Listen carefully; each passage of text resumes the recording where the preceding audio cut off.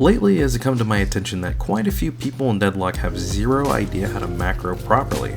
This could be because they come from shooter backgrounds or are genuinely new to the MOBA scene. Regardless, I've taken it upon myself to show you how to macro properly, because I want you to be awesome. High MMR games usually involve a lot of communication and coordination, but for the average player, most of the time you'll have little to no communication when you play. Just upset individuals. I've never seen someone take a 3k soul lead and make it inflate their ego that much. You're just horrible. Sorry, bro. Okay. I mean, if you keep saying it, must be true, right? Yep. It's not just you coping. I'm not coping. Me and my fucking duo were up like, we literally made the died without looking at the map. We made you guys look at the map. You look at the map, it's a 3v3 and two of them are one shot, little guy. Yeah, and you died in lane because you don't have any awareness. That's not my fault. I can't teach that. In high MMR, everyone knows what to do, usually, to win. So, today I'm going to teach you the basics and advanced tips on how to macro, as I have tons of experience playing MOBAs from League to Dota, Han, Smite, and obviously Deadlock. This is a general guide to help you think more strategically about your next move. If anything, I hope your takeaway from this video is to be a fellow leader, or at the very least be able to always know what to do next. Players that are aware of the map, call out, and help coordinate objectives are huge assets. It sucks when you have a huge lead, only to throw it completely away by doing nothing for 30 minutes. Oh, brother, this guy stinks! I usually don't like team captaining or leading people around because I like focusing on my own skills. I don't want to micromanage 5 other individuals, especially when I have to go against 5 ping Andys who last hit every soul orb. Honestly, if you really want to continue enjoying Deadlock even on a high level, just focus on your own game plan and performance, while still being a team player. Getting ulted by Reyes. Put me down.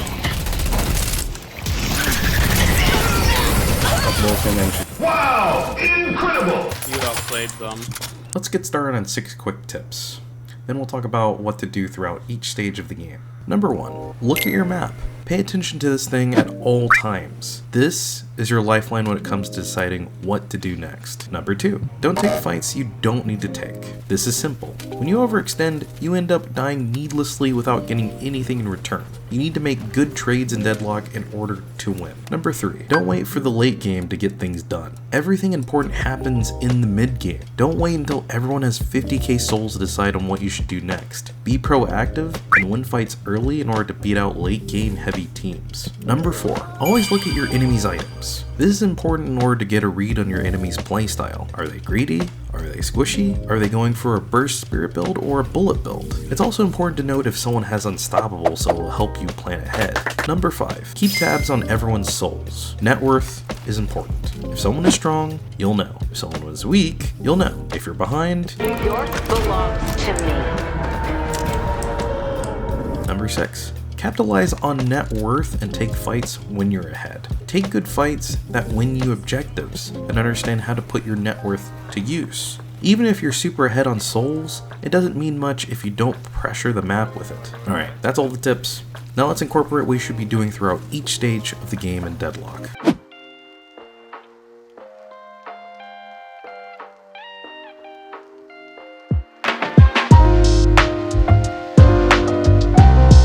Early game strategy sets you up for success later down the road. Early game is very straightforward, make reasonable trades, and try to accumulate as many souls as possible while denying the enemy economy. Most importantly, don't feed or let your enemy walk all over you without defending your territory.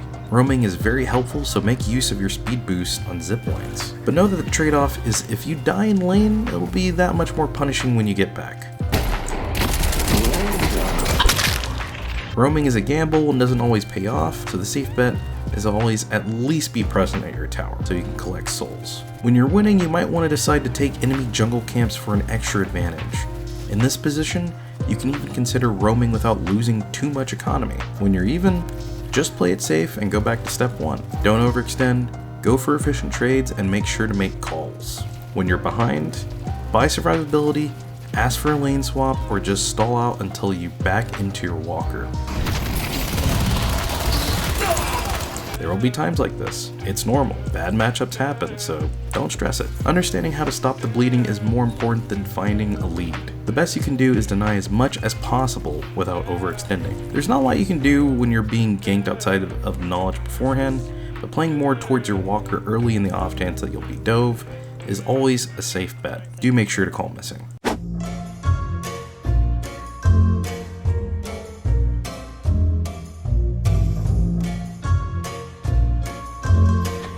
Yeah, boy. Good luck, Detective Abrams. Have fun out there, Bebop. How's Milo doing, Professor? Big fan of your operation, Wraith. All right, boys, give him hell.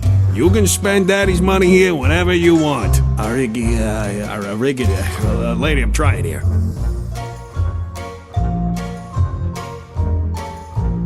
Mid-game is where the game changes gears. If you're ahead, it gets easier, but you'll either be even or behind. Playing for objectives is key. I want to state now that people need to take a good look at their net worth and understand where you sit in comparison to everyone else. This is important because you need to know if you should farm more or help make space for your team to farm by ganking and fighting. I made a list of what you should think about during the mid-game, so let's go over some key goals. If you get picks, capitalize on taking leftover guardians or walkers. You can decide on taking mid-boss, but I find it to be too risky most of the time, and the payoff isn't as huge as investing the time to take walkers and enemy camps. Picks are great for snowballing, but picks without capitalizing on them are basically meaningless. It takes little farm to equalize a person's worth in souls. Economy is the name of the game, and when you deny the enemy access to large portions of floating money, you also gatekeep them out of the game entirely.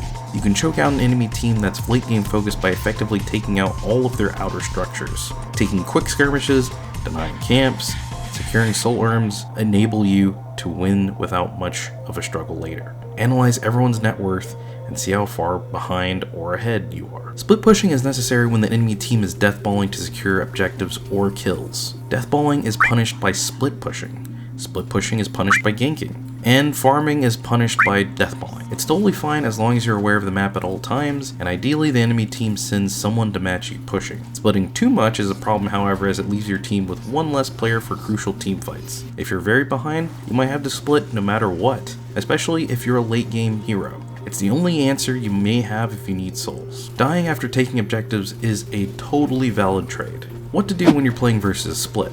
There are a handful of heroes that split and are difficult to match because they're scary in 1v1s like Yamato, Haze, Shiv, and Pocket. All you're doing is stalling them as long as possible without feeding to protect objectives. You can even convert their overextension by having them ganked, but most importantly, stall them. Finally, the last thing about your mid-game strategy is farming. Economy is crucial and maintaining a steady soul count is important. Soul urns help grant leads and catch people up, but there are a ton of camps waiting to be taken, so when should you take them? Usually when you're trying to play relatively safe is fine. What I mean by that is, if you don't want to get ganked, but want money, just do a camp near your team or towers. You can still get ganked, but you'll at least have a chance of survival. When you decide to not pressure the enemy base, jungling is a safe and effective way to become more powerful quickly. Keep in mind people can hear you farming if they're nearby your camp. Whether it's hitting a core item on a hero or when it's too dangerous to push, you ideally don't want to jungle too much as it leads to stagnant map pressure. Again, it's a balancing act. When you decide to farm, you're basically saying to the enemy, I don't want to fight now and I don't want to take your base. When you jungle too much, you may fall behind on objectives and inevitably be overwhelmed by the enemy team constantly pushing you in and making life a living hell. Having no towers left means zip lines are unsafe, there's less info on the map to let you know where everyone is, and the jungle especially is unsafe. Ideally, you're not in this situation too early in the game, but if you are, the best you can do is push out lanes and hope for picks. It sucks to be behind, and I know you want to farm all day, but farming too much leads to the death of mini games. Pressuring objectives is always good when you know it's safe to do so. This goes back to split pushing where you're farming and taking objectives. It's very effective. This also extends to taking crates and statues from rooftops and other areas in order to passively gain souls and free stats while you're doing nothing.